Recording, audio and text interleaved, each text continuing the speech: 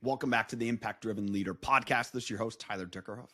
Glad to see you as you're listening in. Excited to be capping the second year of the Impact Driven Leader podcast and winding out into our 100th episode with a few, I would say, bringing back some of the greatest hits, right? Why not bring back some of the greatest episodes that maybe you missed, maybe you hadn't seen in the archives? The first one we're going to lead off with is the interview with Dr. Caroline Leaf. So Dr. Caroline Leaf, a real brain specialist. She wrote the book, Cleaning Up Your Mental Mess. If you're watching on video, you see the picture of it right there. Phenomenal book, a book that I so thoroughly enjoyed, but I enjoyed her interview with another one of my mentors and spurred me to book her as a guest, and in 24 hours was doing so. My brain was not prepared for that at that moment, but man, I am so grateful for the opportunity to interview Dr. Caroline Leaf, but also that it was the most downloaded episode on YouTube of the entire Impact Driven Leader podcast so far. I know you're going to get tremendous value out of this episode. I know she's going to share so many great tips and really explaining why the brain works like it does. I believe this. Once we understand why the brain works the way it does, then we can really start dissecting the pieces and parts that we want, that we don't want, that we're trying to figure out. This is what I know, is that our brain is a living organism in and of itself. And if we can think internally from an external point of view, that may be confusing, but stay with me here.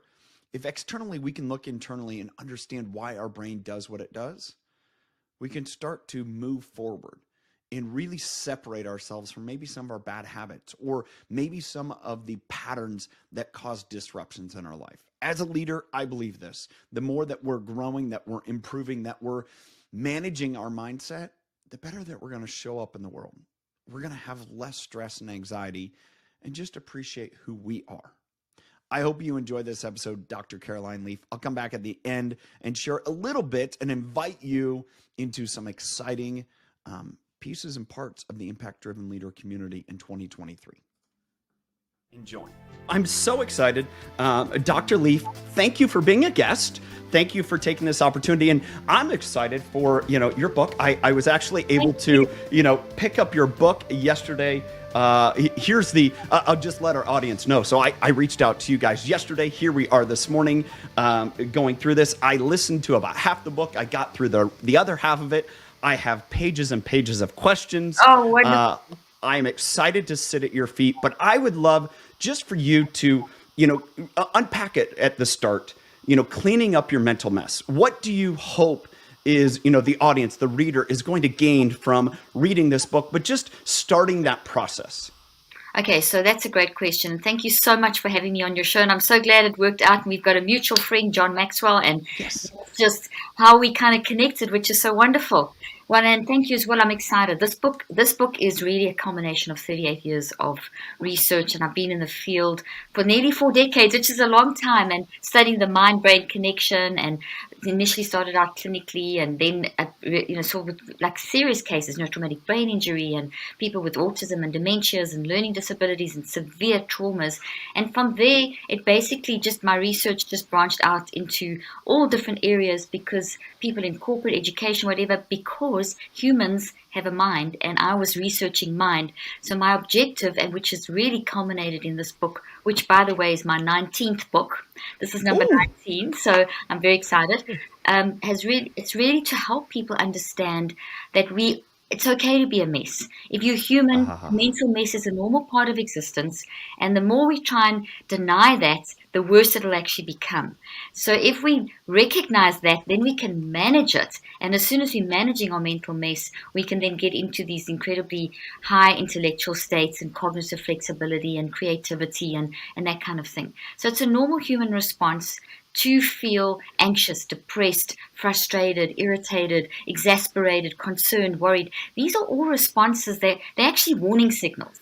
They're a warning signal to us that something's going on in our life. They're not that you have now got a neuropsychiatric brain disease or something. It's actually that there's something going on in your life that you need to pay attention to.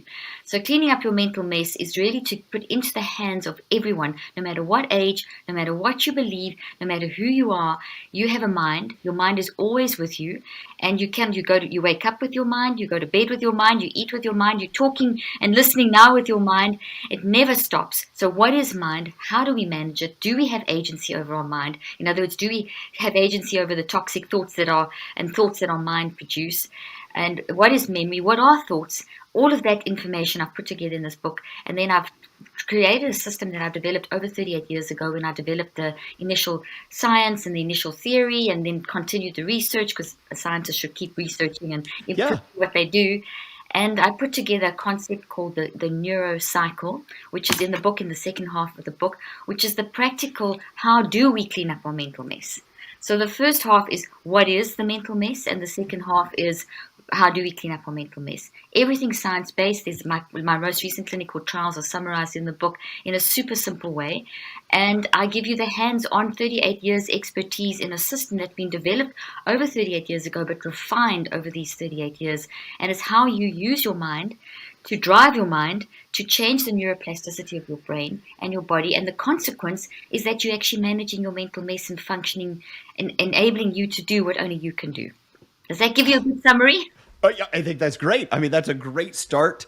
Absolutely. And, as I got through the book, and, as we mentioned, I really crammed to get through it. I caused myself a little. I'm super I won't.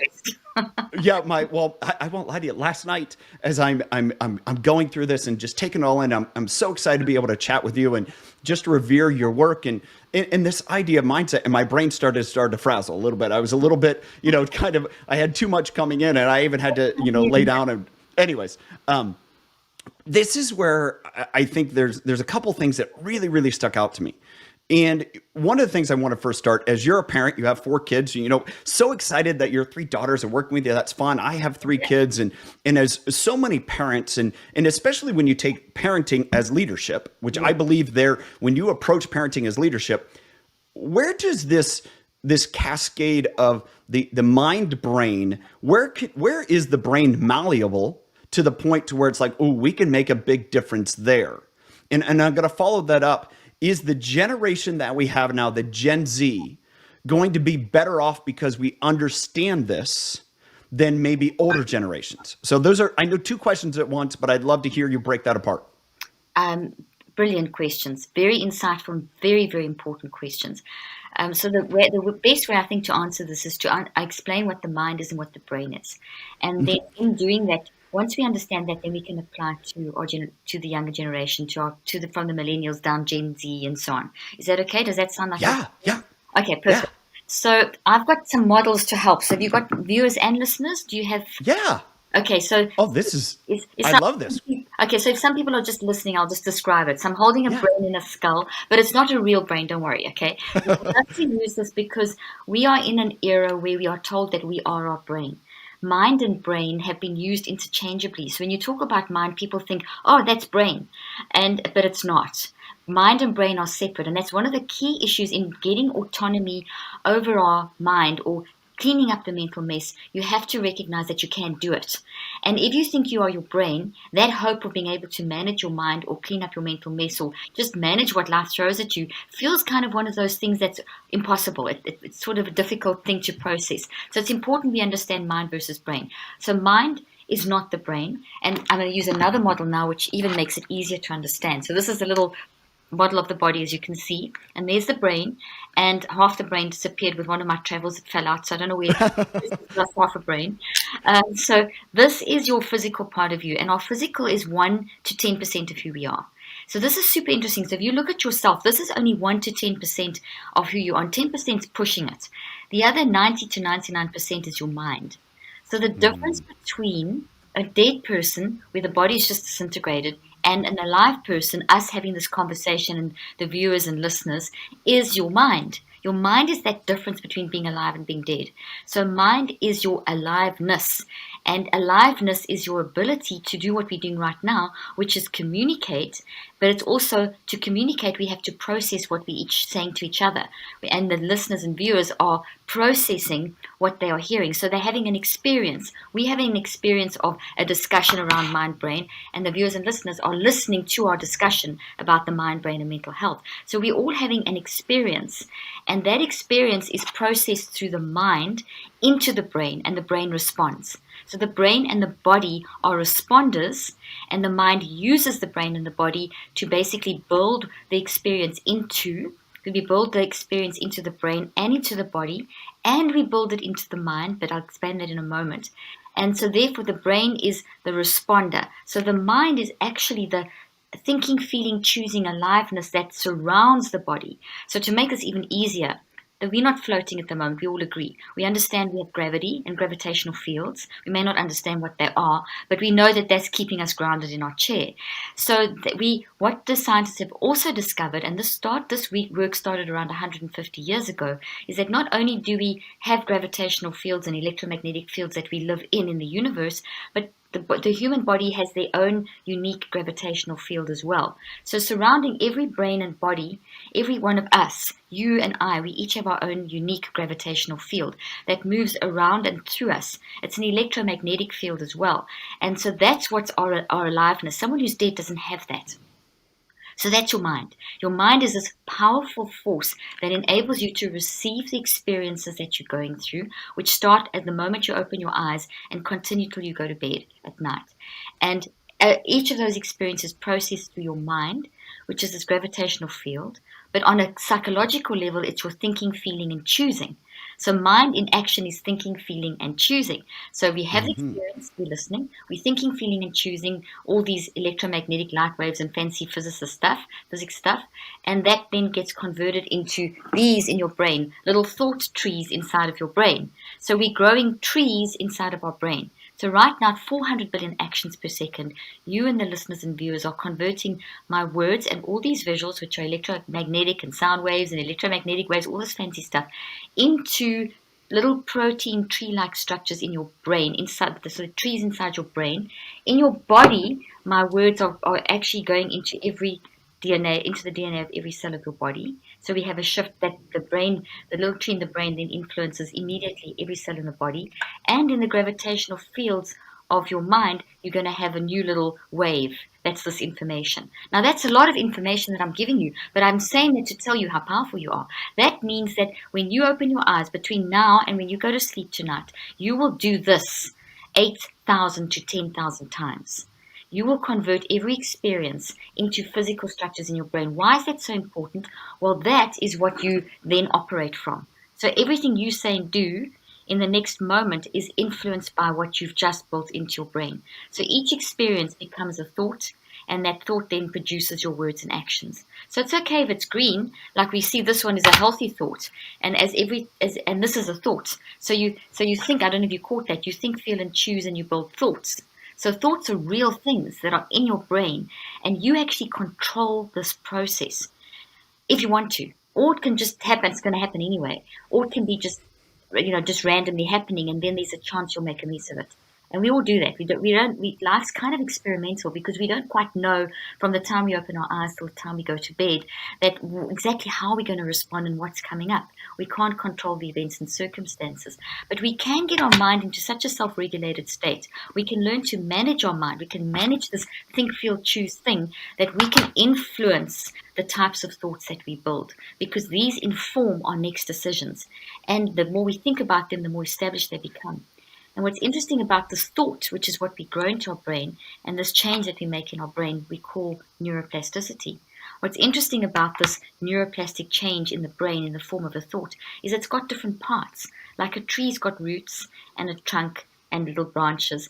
What I am saying are the root memories. So every experience has an origin, a source. So that's the bullying, it's the toxic media, it's the ugly email, it's the comment from someone, it's the financial worry. So that's the origin of the event. Then this part, the tree trunk, is your perspective of that, your kind of overall perspective, and then that branches out into these branches, which is your interpretation in terms of your life experience of what you've just experienced.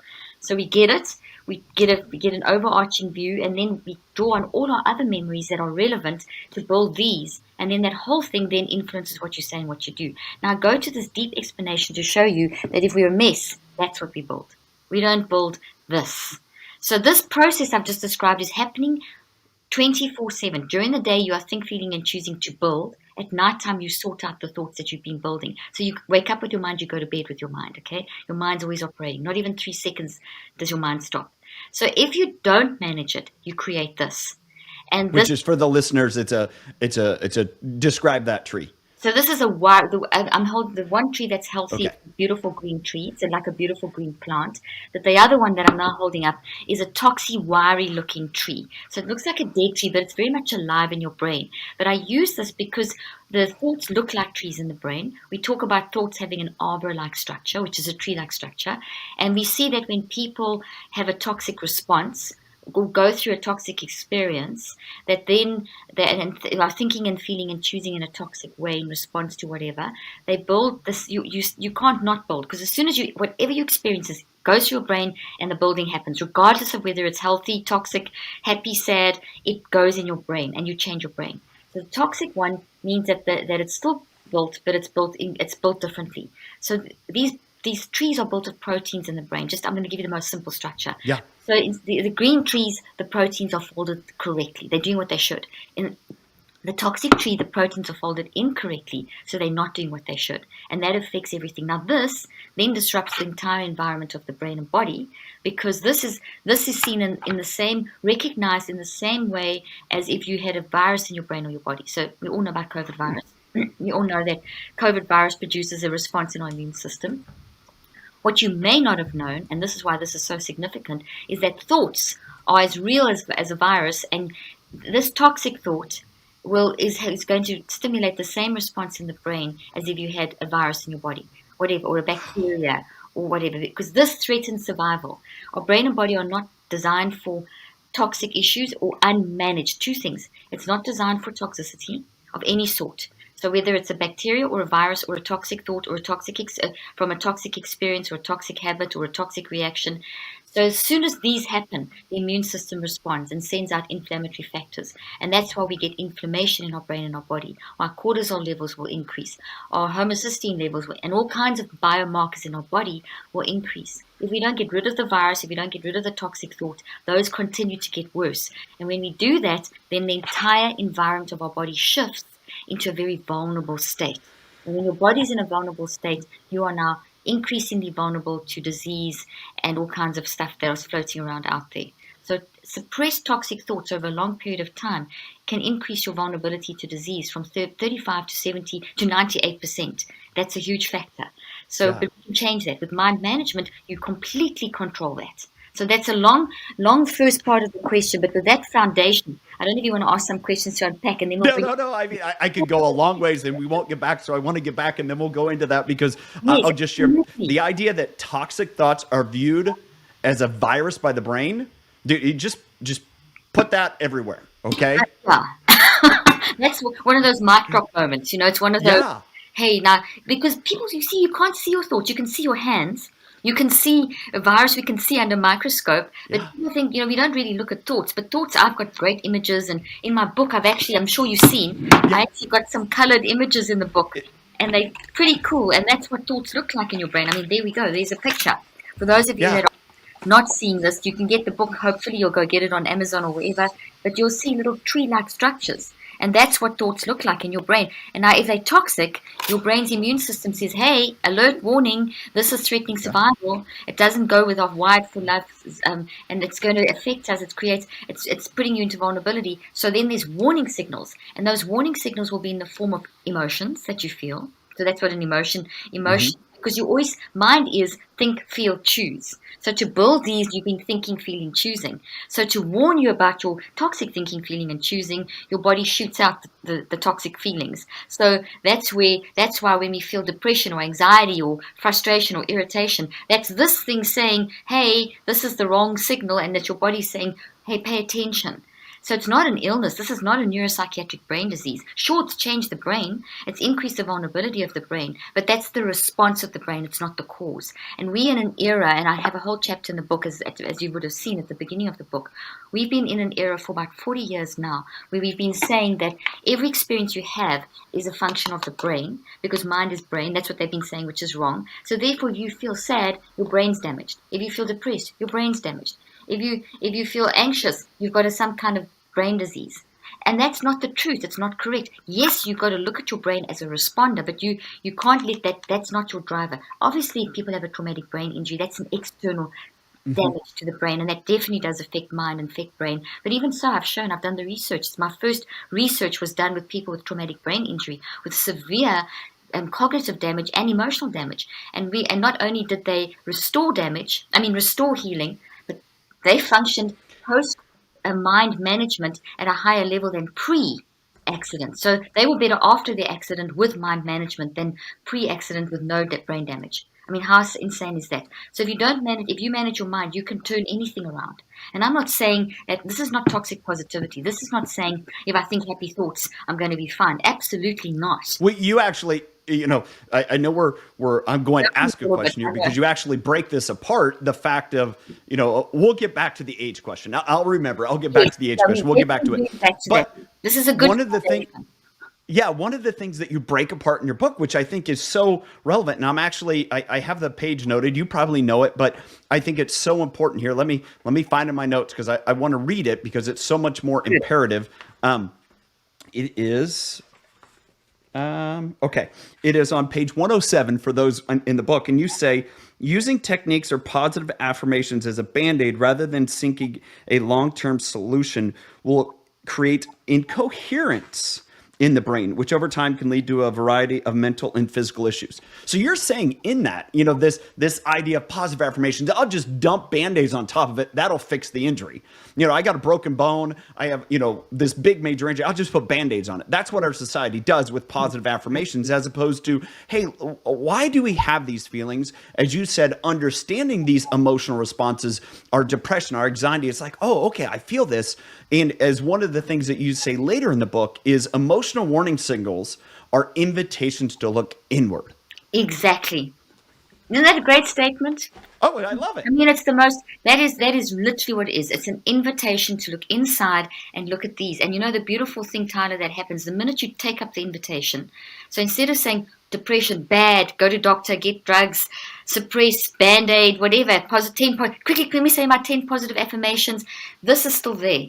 And this is the thing that's disrupting the environment of the body. And it's feeding back into the mind. And so it's from the mind to the brain and then to the body. And now we've got this whole feedback loop going.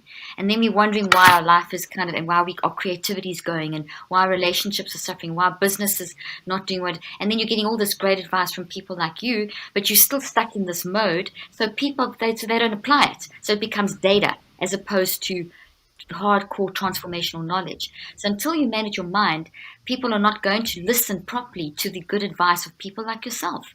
So I'm going to use this imagination of if your mind is a garden, is it the fertile soil to where that seed can fall on and actually bloom and grow? Or is it that rocky soil that it's like, again, that if I look at those two plants, you have the one that's the wire structure. If you're trying to, build within that soil, which that one's growing in, which I'm learning from you is creating that toxic nature where your brain's looking at, hey, this is a virus. And even if there's a healthy seed falling underneath there and this root is there without, going in and tilling the soil, I'm using a lot of imagery here that's coming to me, but it's like if we think of our brain as that garden, it is our opportunity to say, hey, how do we weed it? How do we fertilize it? How do we do with what?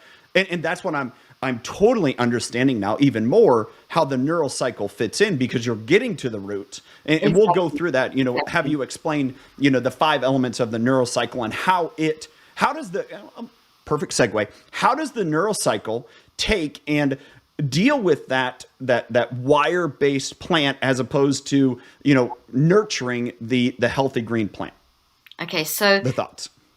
Okay, so what we need to do is, as you said, invitation to go in. So we have to look at, so we all understand now that mind is this how we're processing. So we are just to lay the foundation. Yeah. You open your eyes, you go through the day. In this particular day, you're going to build, I don't know if you guys got this, 8,000 to 10,000 of these, hopefully more of these than these. But things happen, like you read that toxic comment on Instagram and you get a reaction, or something happens, or you've got patterns that you in your life that you're not paying attention to, and it's coming up every day. That's some kind of root cause there. So the first thing is that there's a lot of stuff going on in your mind.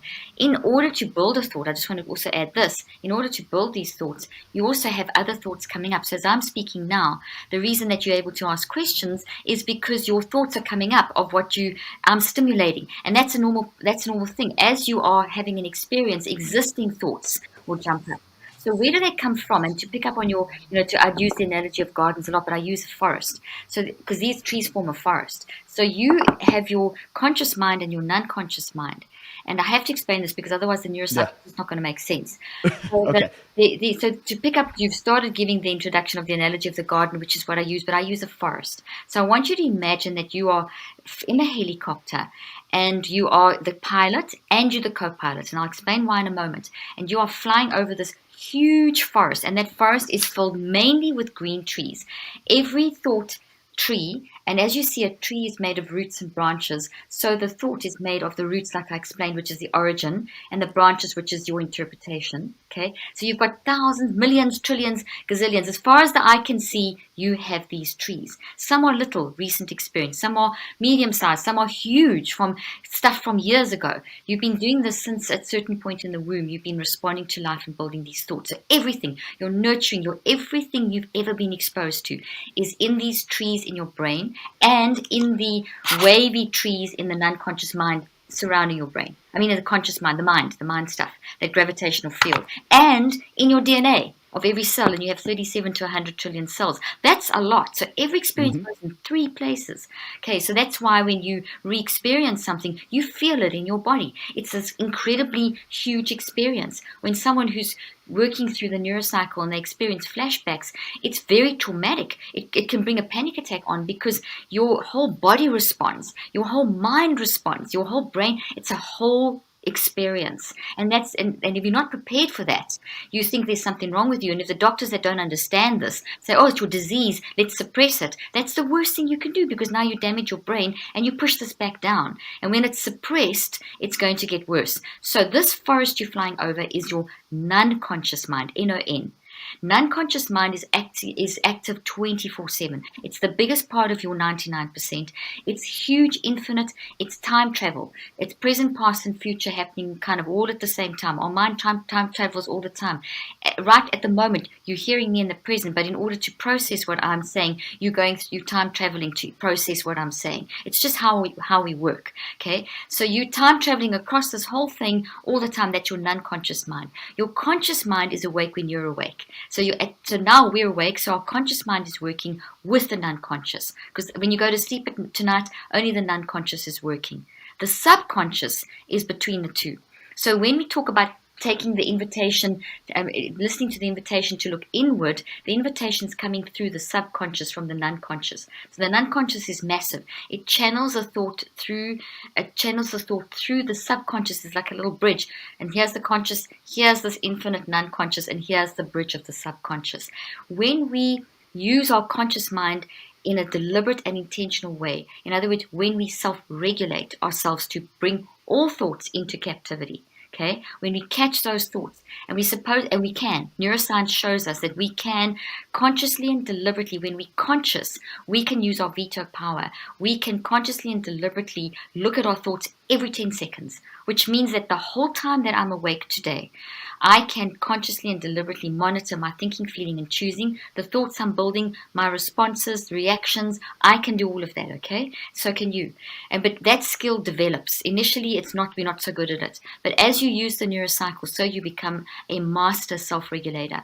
To be a master leader, to be a master anything, you have to be a master mind manager. And that mind manager is basically goes hand in hand with self-regulation. You can't manage. Mind management is self-regulating. So When we talk about all this whole thing, the neurocycle is how you train yourself to be a self-regulated mind manager. You're managing your mind in a very self-regulated way all the time. And the neurocycle trains you to do that. So you learn to do it in the moment with the little things that happen, like the arguments, the politics, the comments, the imposter syndrome, the whatever. And then the big stuff, which are the established toxic traumas and patterns, etc., etc. And you use the neurocycle to build new habits in your brain. And you can use it for that next leadership goal that you have. So if you're trying to change something in your business or creativity and so on. So that's just all the multiple positive things you can use it for. So here you are in your little helicopter, and it's this hovering time machine helicopter, Back to the Future style. It's like really cool. Okay, so you are the pilot, and you're going through the messiness of life.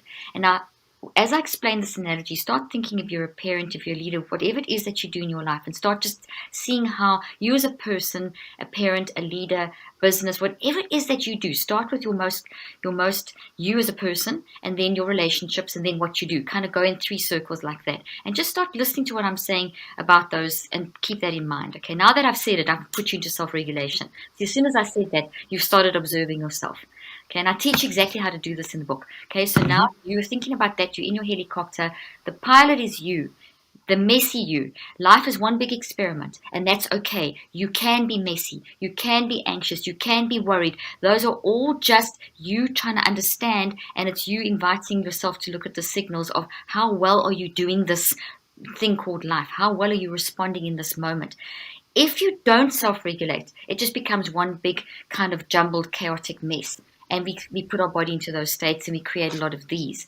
And we will create these as well, but we'll create a lot more of these. If we manage that process through training ourselves through the neurocycle, then that messy pilot listens more to the co-pilot. The co-pilot is also you, but the you in the co-pilot mode is the wise, calm, wired for love. And we see that our brain and body, from neuroscience, our brain and our body are wired for love. We do not have any structures, or even down to a subatomic level, for toxicity. What we have in our brain and our body is a whole design in our mind, brain, and body for this, the healthy trees, and for, number 2, managing these.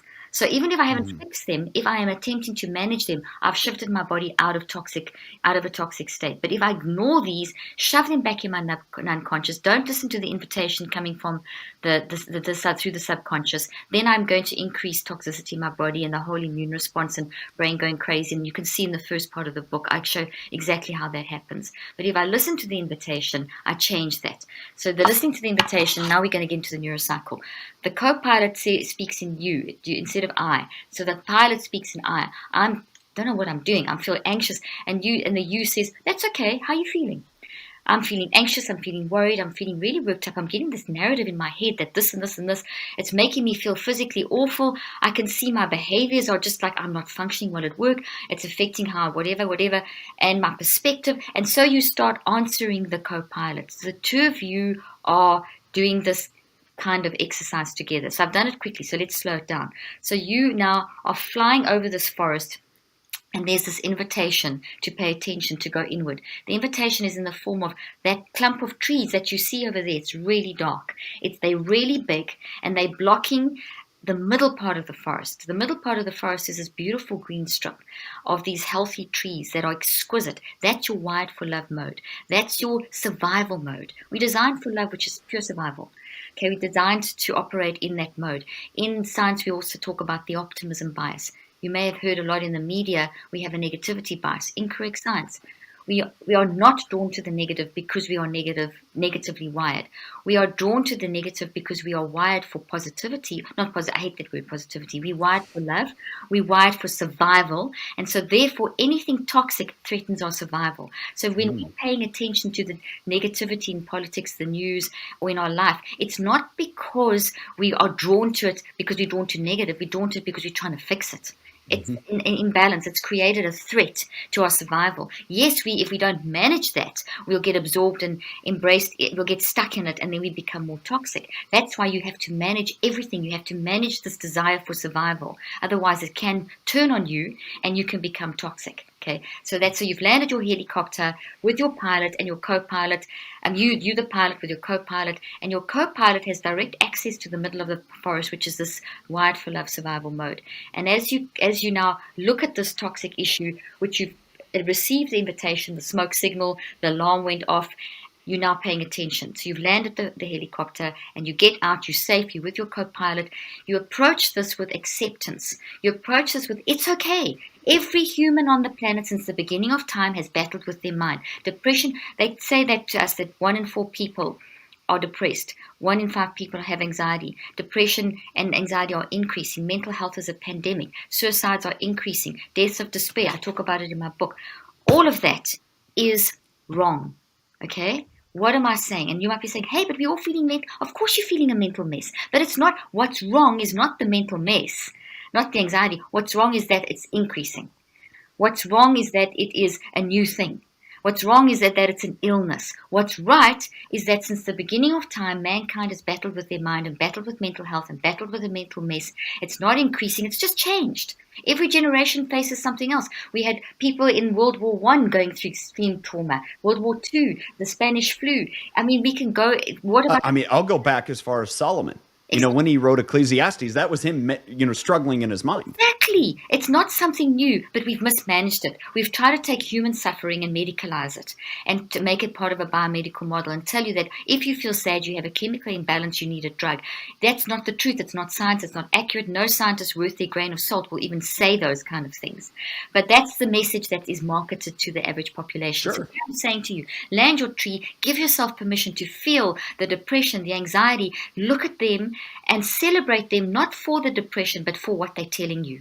The invitation they are giving you, they are helpful messengers, and they're telling you that there's something going on. And if you work through and find the cause, you will get control. The minute you land the helicopter, you've already shifted control. The minute you fly over, you've lost control. It controls you. So and in neuroscience, we see that as soon as you face something, this then changes structure and becomes weaker. So as soon as it's weaker, what can you do? You can change it. So I'm giving you the steps of how to capture a thought and renew your mind. I'm literally giving you the science of that process. Okay, so all that elaborate. Now we can go fast. We've landed the plane. Now we start gathering awareness. This is a big apple tree, okay, and it's got tons and tons of apples, and some of this has got rotten apples. And if you go up to the tree, it's going to fall on your head and knock you out. So you don't do that. That's what we so often do. We dive in and then we get knocked out and overwhelmed. You stand back and you take this thing slowly. You do 15 to 45 minutes a day. You go through the 5 steps systematically. You work through this for 21 days. You do all 5 steps for 15 to 45 minutes for 21 days. After that, you haven't finished. You then take step 5 and you do it for another 42 days. That will give you a 63-day cycle, which is the scientific time that we need to identify and rewire this. So to embrace, process, and reconceptualize this to the point that you can change your behavior. To be a great leader of whatever you are in, you have to be managing this all the time. Only 3% of leaders are talking about mental health.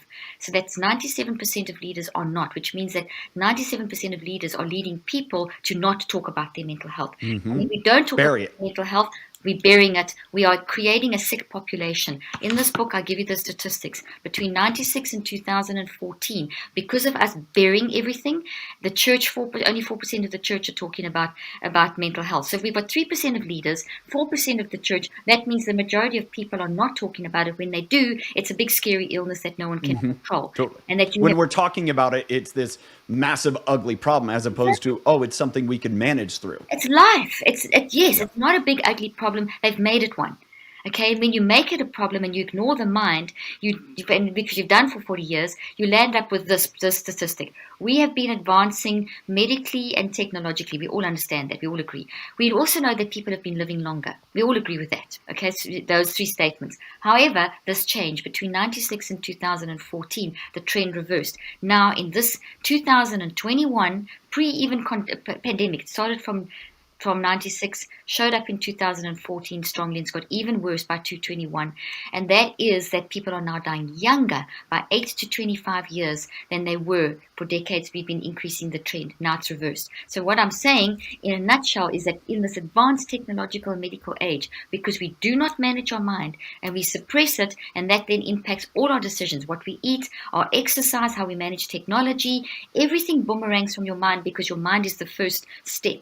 If your mind's unmanaged, everything else is a mess. So for 40 years we've had this really weird philosophy of this weird kind of management, and now we're sitting with people dying 8 to 25 years younger. But that doesn't have to be you. You can reverse it. Land your plane at the helicopter and live a life of neurocycling. Every day you clean your teeth, you bathe, you clean your house, you have to neurocycle. Neurocycling is quite simply how you manage your mind. And then when you're managing your mind, then they listen to leadership advice, food advice, etc. So here, what the first thing that you do with your co-pilot is you stand back and you gather the apples. You gather awareness. Gather is a beautiful word. It means you controlling it. It's not hitting you. You choosing what you can manage in that moment. Today I can only manage 3 apples. Fine. I can only manage half an apple. Fine. No problem. You gather awareness where you at. And that's why there's the process over the 63 days. Okay, so that's really important. So what kind of apples do you pick? And what does it mean gather? You're gathering awareness of those signals. The invitation to land, now you're looking at the signals. What are they? Emotional. Things like depression and anxiety, frustration, whatever. I have a whole list in the book of different emotional warning signals and an emotional warning signal guide. So you're gathering it with your co-pilot, and everything's okay. Everything's a message. I keep saying that, but that's so important. You gather your physical. What are you feeling in your body? Maybe you've got GI symptoms. Maybe your heart's fluttering. You gather awareness of your behaviors. What are you doing? How are you functioning? Relationships, work, just in the moment. How are you functioning with yourself when you're sitting in bed at night and you're alone? Fourth thing is your perspective. How are you looking at life? How is this affecting your perspective? How often? Is it all the time? Is it just now and then? If it's now and then, why? What are the triggers? So once you've gathered, you move to why, which is the second step, which is reflect. And you start asking, answering, discussing. You then move to the third step. And there's every step, by the way, this is not a quick fix. Every step has had 38 years of meticulous mind-brain research. So when you do gather awareness in the way that I've described super simply in the book, with lots of charts and examples and images, you are making the brain work like it should. You're getting the 2 sides of the brain to be coherent and all these amazing brain things, and that will increase your intelligence, your cognitive flexibility, your coherence, etc., your introspection. You then write. When you write in the form of a metacog. A metacog is a pattern form where we actually can allow the 2 sides of the brain will then work together more effectively, and you'll get to the core of the problem quicker. The most phenomenal tool in therapy that I use, it's part 3 of this 5-step process. And I teach you how to do it here. It's in the book, yeah. Yeah. There's also these images. I also talk about it in my app. I have a Neurocycle app, which you can get at Google and iTunes. So you get all this in like audio version. So, I mean, there's an audiobook too, which I narrated. Yeah. But the app is therapy. It's literally me giving you therapy. And there's all kinds of guides, tremendous content in there. And the new version's being released, like, I think in the next 24 hours. It should be out. Okay.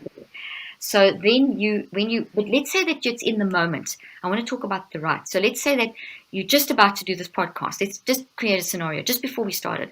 And let's say that you felt that you haven't prepared because you're trying to read the book in 5 minutes. Yeah. You kind of hinted at that. So you maybe felt a little bit of anxiety. So you could do the 5-step very quickly. You may have done it, which we do this automatically. I'm just making what humans have been doing on an unconscious level. I've just done the science to bring it into our conscious awareness and show it and prove it. And so you would have gathered your thoughts because you've got to get your head back on to do the interview, or you've got to get your head back on to get into the meeting, or whatever it may be. So you quickly gather awareness. I'm feeling a little anxious. Why? Because there's a lot of content. Am I going to ask the right questions? Which you are doing beautifully, by the way. And then you maybe you didn't write, you didn't have time, but maybe you just visualize the scenario. So in the moment, so all you do is you watch yourself. Okay, I'm getting ready for this. I'm a little anxious. It's okay. I've got the book and I can just read from the book, whatever. Then your 4th step is so the 3rd step in this quick case is you visualized. When you're doing the sitting down over the 21 days, you write. You physically write in your Neurocycle journal in the metacog. When it's in the moment, you can just visualize. So as though you're watching yourself through a movie camera, watch yourself gathering and reflecting. Watch the scenario. Recreate the scenario, the experience that stimulated this. And then the 4th step is to then recheck it. So then you would kind of give yourself a little, it's to find the pattern, the antidote. It's a mental autopsy. What are the patterns here? Why am I doing this? What are my activators, my triggers? What could I do instead? And then the fifth step is a little action. And it closes off the cycle. My action is, well, I'm just going to go in with my book and read from the book if necessary. I mean, that's a simple example, but it could be like the big stuff.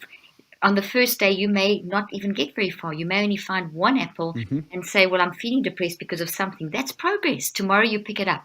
You don't push through the whole day. The active reach is maybe that days you simply say, I'm making progress. And every time you feel anxious, you don't go back and think of this. You'll do that tomorrow. You just remind yourself, I'm making progress, or whatever it is. So that's basically the concept of the neurocycle. It's very systematized, and it's pushing your mind and brain and body in a certain direction, changing the energy patterns, the waves, the blood flow, the chemistry. It's doing amazing things, and it's giving you control.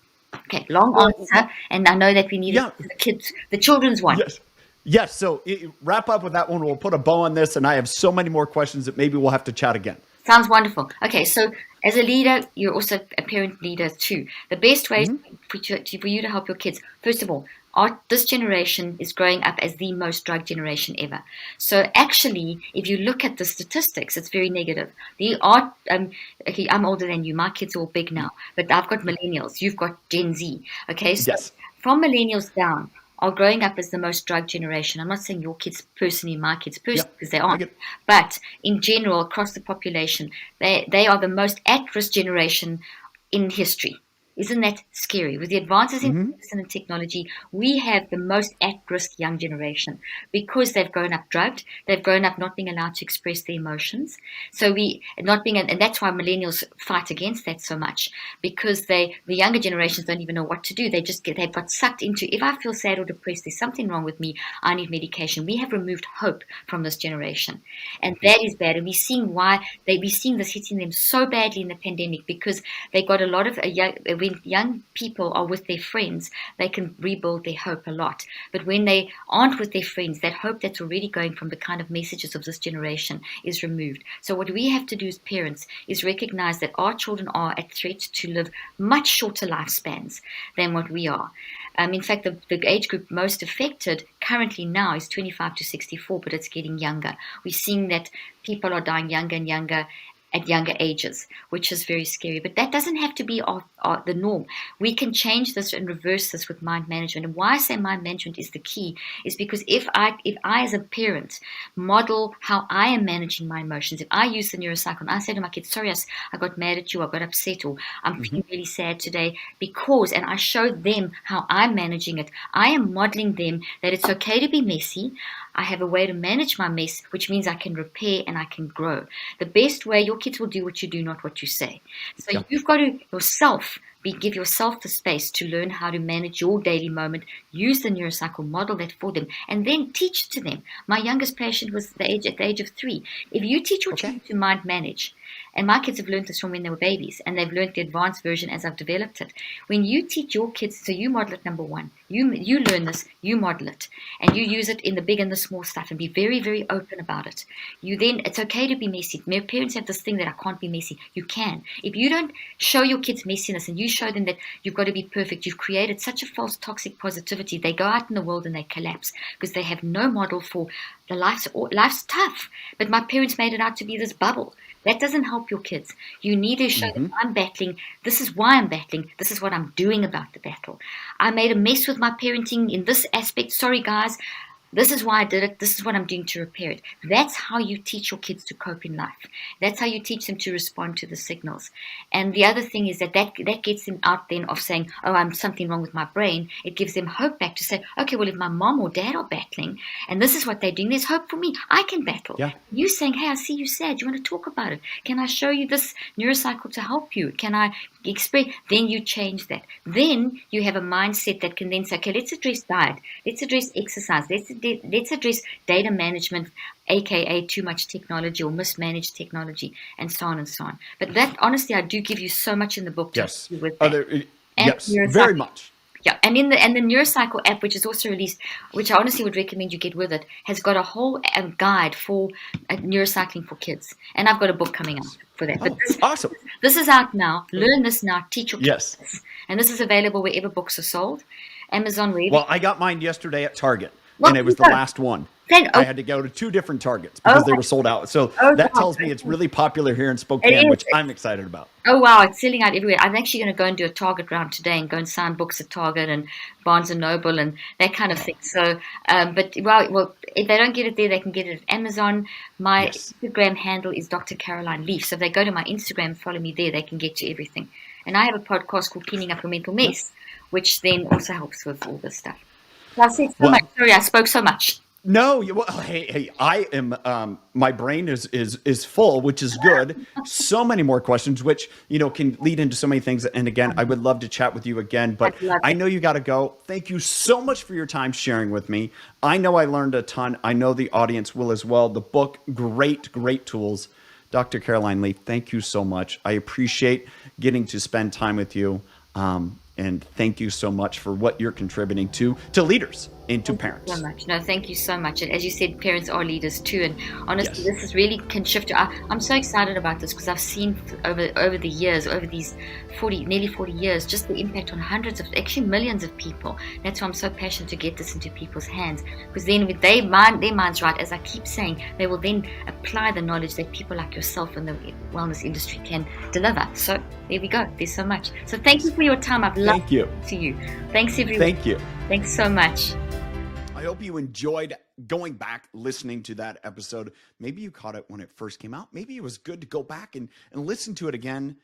Like I said, I hope you got value. This is what I want to do. I want to invite you personally. Yes, you listening right there, where you're working out or you're driving, or maybe you're taking your kids to school. You just dropped them off at school, whatever you're doing. I want to invite you to join the Impact Driven Leader Awaken the Leader Within workshop, January 9th and 10th. You can go register, show notes, links there, or theimpactdrivenleader.com. Would love to see you there. Appreciate you being here as well. Always supporting, sharing, subscribing, and leaving a comment. Thank you. Until next time, have a good one.